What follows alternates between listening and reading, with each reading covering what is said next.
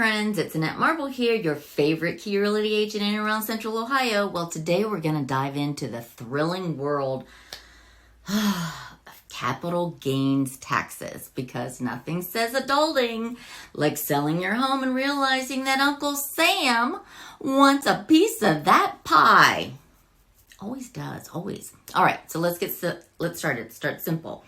When you sell something for more than what you paid for it, that is called capital gains. All right, in real estate, what it means in real estate, if you bought your home for, let's say, $300,000 and you sold it for $400,000, you make a profit of $100,000 in profit.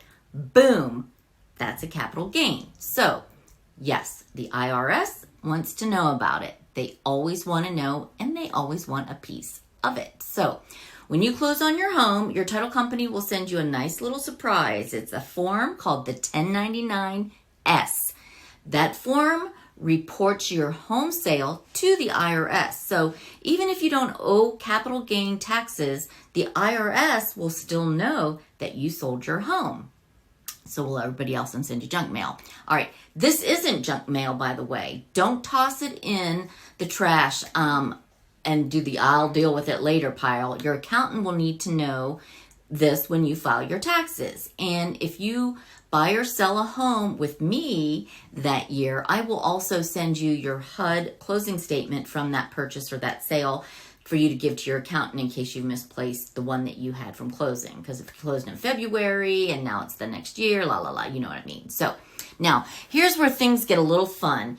If you sold your home as your primary residence, all right, the one that you actually lived in, you might not owe any capital gains, which is win, win, win, win, win. All right, and if you had lived there for at least 2 out of the 5 years,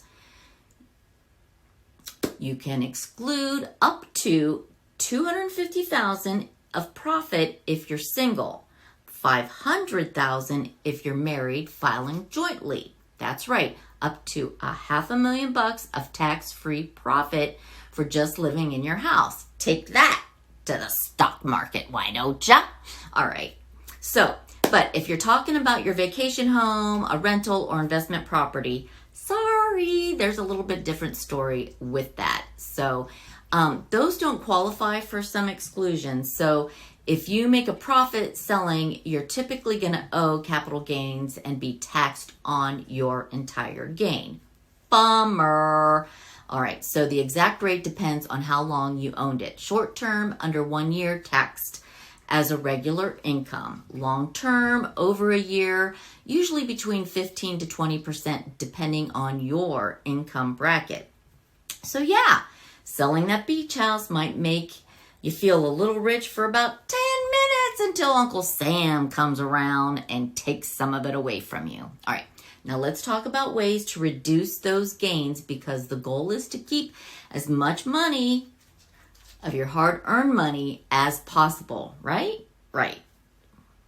I know, I'm always looking for that. All right, so here are some smart moves. Track your improvements. Keep receipts. If you had a new roof, remodel the kitchen, finish the basement, those increase your home's cost basis, meaning you subtract them from your profit. So save those receipts.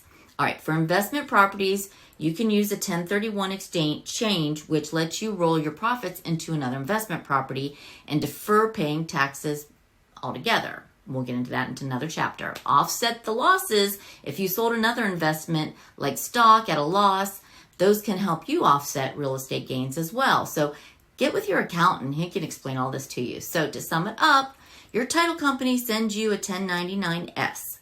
All right, living in your home may qualify you for a huge tax break. Vacation or rental properties, they don't get the same deal. Bummer. And if you want to maximize or actually minimize what you owe, track your expenses, your home improvements, and talk to a great tax professional. All right, because I'm a real estate agent and not a CPA, I am really good at helping you sell your home or helping you find a new home without losing your sanity or your shirt. If you are thinking about selling and want to know what your potential gains might look like, give me a shout. Ha ha ha, give me a call. I'll help you figure that out with real numbers before you can make a move. So, and hey, If you found this video helpful and you understand capital gains just a little bit better, hit that like button, subscribe, and share with your friends who flip houses, but still call TurboTax customer service every April. So there you have it. As always, we're in and around Central Ohio. We're keeping it real here in real estate with Annette Marble and Associates.